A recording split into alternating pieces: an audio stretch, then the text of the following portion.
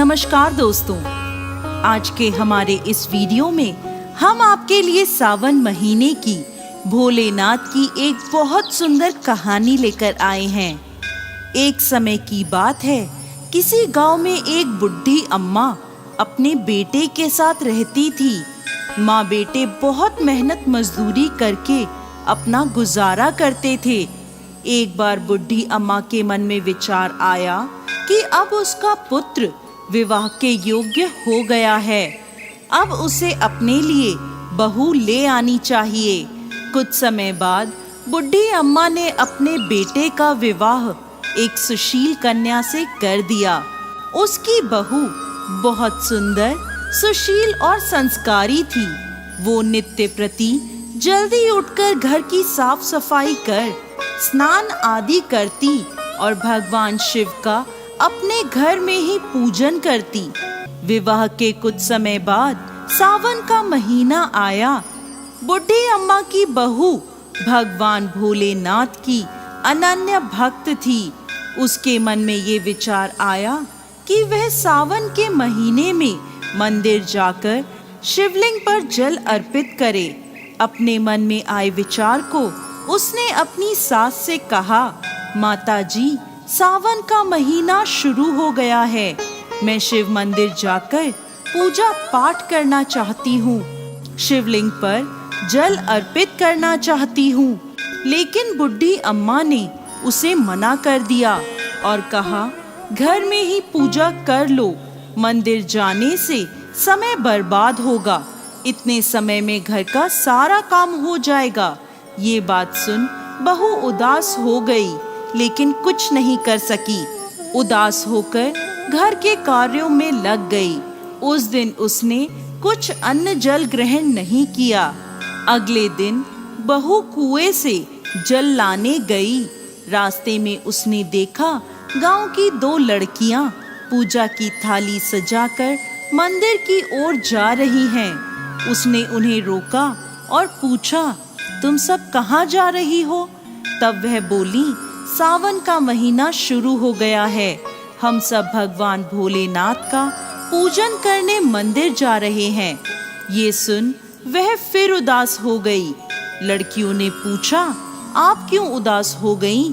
तो वह बोली, भगवान शिव मेरे आराध्य हैं, लेकिन मेरी सास ने मुझे मंदिर जाकर पूजा करने से मना कर दिया। तब लड़कियां बोली, आप चिंता मत करो, हर रोज इसी समय पानी भरने आया करो और हमारे साथ मंदिर चलकर भगवान शिव की पूजा कर उन पे जल अर्पित किया करो। तब वह बोली, लेकिन मेरे पास पूजा की कोई सामग्री नहीं है, घर से लाऊंगी तो सास को पता चल जाएगा।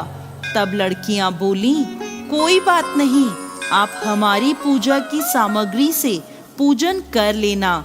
ये सुनकर वो बहुत खुश हुई और रोज उनके साथ मंदिर जाने लगी, जहां वो शिवलिंग पर जल चढ़ाती और भक्ति भाव से भोलेनाथ की पूजा करती और उनसे कहती, मैंने अपनी सास से ये बात छुपाई है, इसके लिए मुझे क्षमा कर दीजिएगा। ऐसे ही पूरा सावन का महीना बीत गया।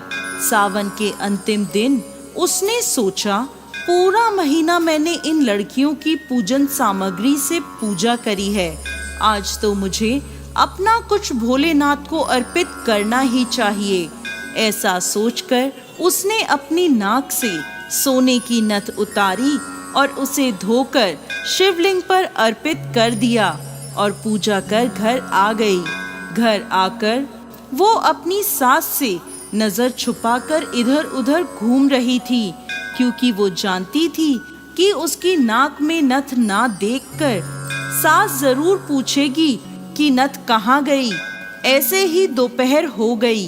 तभी अचानक सास की नजर उसकी नाक पर गई और नाक में नथ ना देखकर सास ने पूछा, बहू, तुम्हारी नथ कहाँ है? तो वह बोली, माँ जी, मुझे नहीं पता, शायद कहीं गिर गई होगी। सास बोली, अच्छा, तो ये बताओ कि तुम आज कहाँ कहाँ गई थी, वहीं जाकर ढूंढ लेंगे। बहू बोली, मैं सुबह पानी भरने गई थी, तब तक तो मेरी नाक में नथ थी। इसके बाद मैं उपले थापने गई थी। सास बोली, चलो वहीं चलकर देखते हैं। दोनों वहां पहुंचे जहां बहू ने उपले थापे थे। सास ने बहू से कहा, चलो अब ये उपले तोड़कर देखते हैं। दोनों सास और बहू उपले तोड़ने में लग गईं। जैसे ही दोनों ने उपले तोड़े, दोनों के उपलों में एक एक नथ निकली। सास बोली, नथ तो एक ही थी, ये दो कैसे हो गई? इसके बाद सास ने एक एक कर सारे उपले तोड़ने शुरू कर दिए। अब सास उपले तोड़ती जाए और उन सब में से नथ निकलती जाए। सास ने बहू की ओर देखा और पूछा, ये क्या मांजरा है? तब बहू ने सास से क्षमा मांगते हुए सारी बात उसे बता दी और कहा, ये भगवान भोलेनाथ का आशीर्वाद है।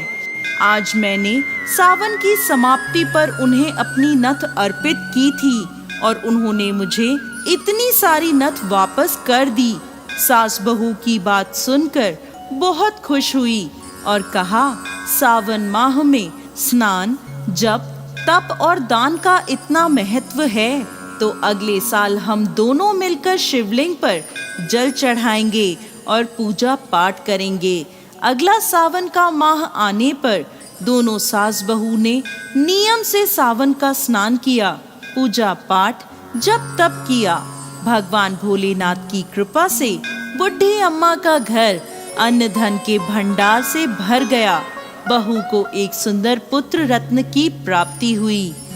हे भोलेनाथ, जैसी कृपा बुढ़ी अम्मा और उसकी बहू पर करी, वैसे ही इस कहानी को कहते, सुनते और हुंकार भरते सब पर करना।